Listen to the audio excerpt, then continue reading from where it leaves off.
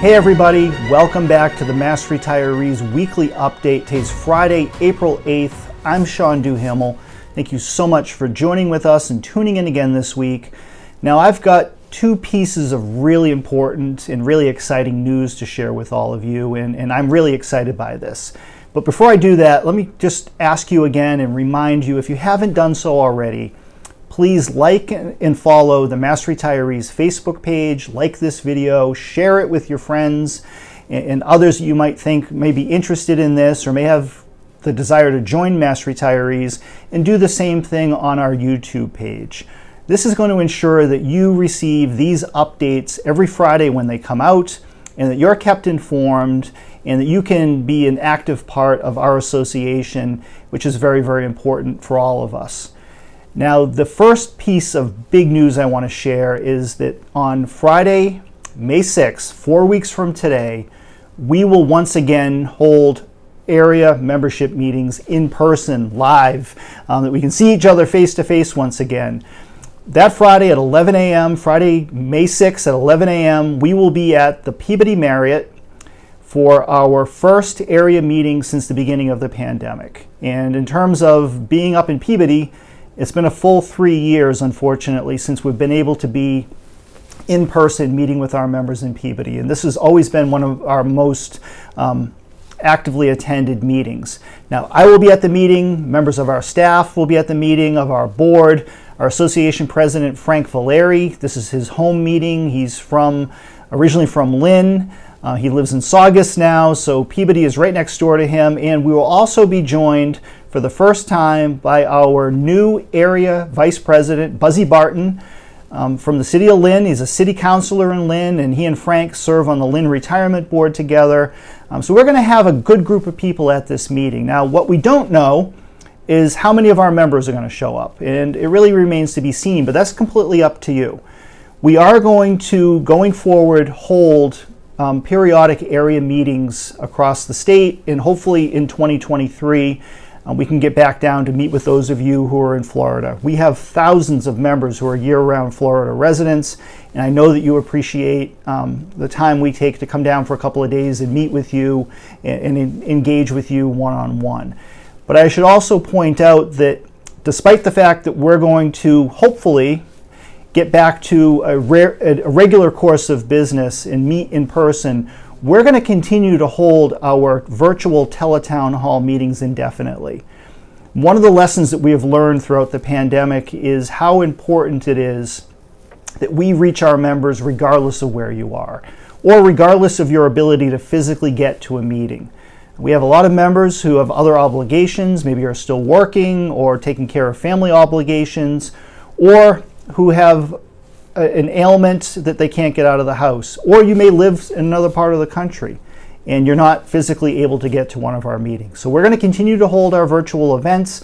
The full schedule of all of our events, whether they be virtual or in person, will continue to be published in our newsletter as well as on the massretirees.com website. So if you see something that's of interest to you, mark it down in your calendar, set a reminder. We'd love to engage with you, and I'm really looking forward to being able to get back out and see our members in person, and hopefully COVID stays at bay and allows us to be able to do that. Now, the next piece of big news that I want to share is something we've been working on for a long time, but let me give it a little bit of context first.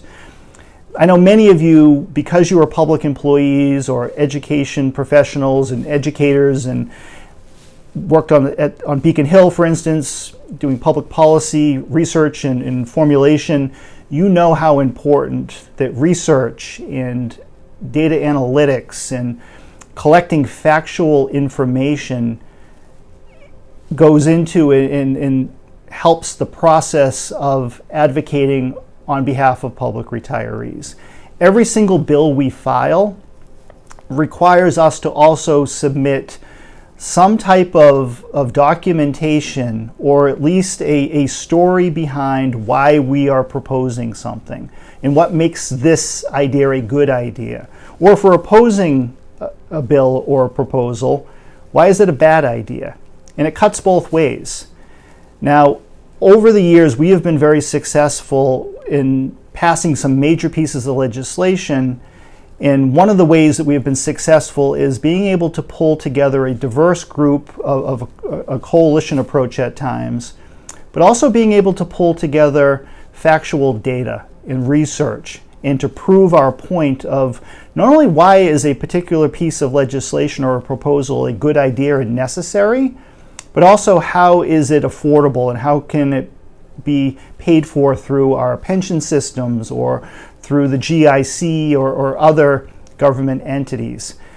And it takes research and it takes a lot of effort to do that. Now, thankfully, here in Massachusetts, we are very fortunate to have a wide variety of world-class educational institutions, whether they be the colleges, whether they be nonprofit foundations, really the list goes on, and even government entities. The actuaries at the Public Employee Retirement Administration Commission do a phenomenal job of pension research.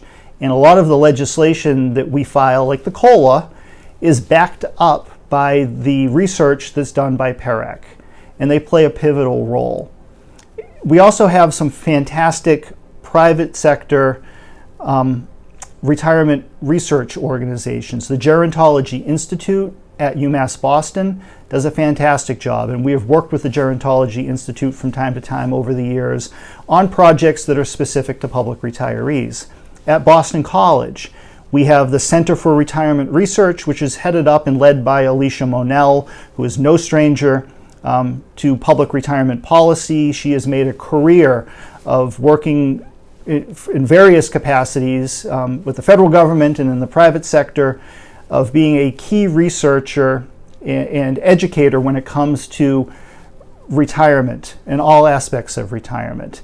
And Jean-Pierre Aubry is one of the key researchers over at BC, who we have interacted with on a number of occasions over the years, and he does a fantastic job with his research.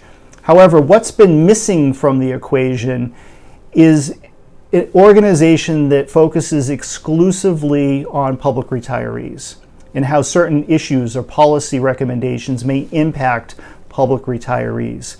And again, the Gerontology Institute and Boston College do a fantastic job in a general sense of their retirement research, but it is not specific at all times to you and to public retirement.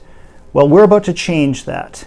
I'd like to announce the official formulation and creation of the Mass Retirees Foundation for Public Retirement Policy and Education. We just received final approval just over the past couple of weeks from the IRS as well as the state government here in Massachusetts for the official launch of this organization. Now, this is only in the beginning stages.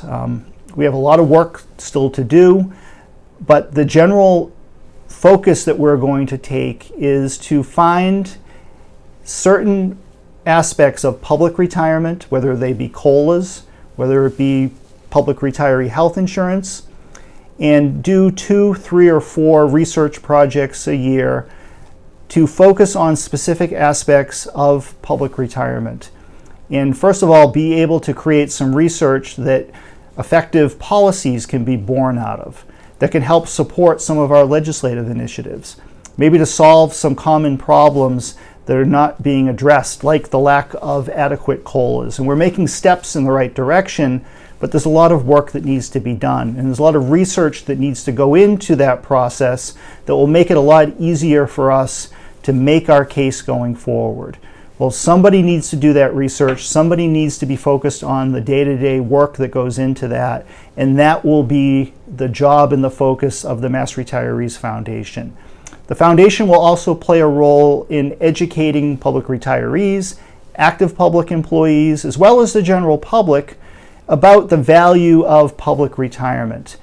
Our public pension systems here in Massachusetts have done a phenomenal job over the past several decades of, first of all, paying down the unfunded liability that had built up and built up and built up into the mid-1980s when our state finally launched full funding of our pension programs and got our pension systems on the right track through the pension funding schedules. And we've made a tremendous amount of progress over that time.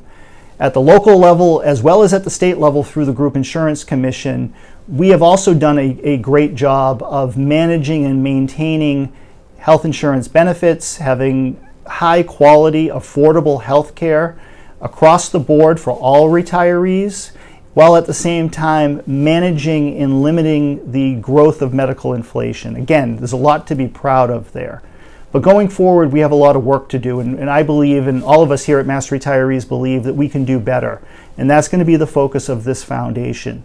Now, we're going to be filling you in on the details of what the focus is going to be, what you might be able to do to help out.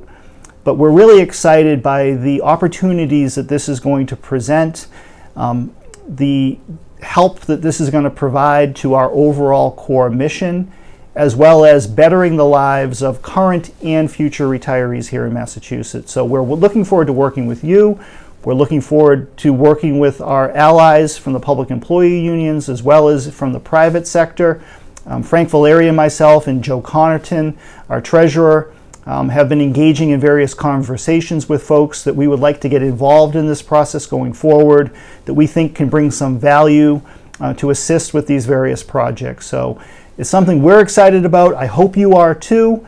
I hope you see the value in what we're doing. And I wanted to share this really exciting information and news with all of you before our newsletter comes out next week. You can read further details in the newsletter in terms of exactly some of the things we have in mind and how this is going to function going forward. But for now, I hope you're as excited about this as all of us here at Mass Retirees are. But this is going to be a tremendous benefit to us all going forward. So with that, I'm going to sign off for this week. Please join us again next Friday. We're going to have a preview and a little bit of a deeper dive into the newsletter, talking about some of the specific issues that we're reporting on. And we look forward to seeing you again in the very near future. But with that, thank you so much for tuning in and your support of Mass Retirees. Bye-bye.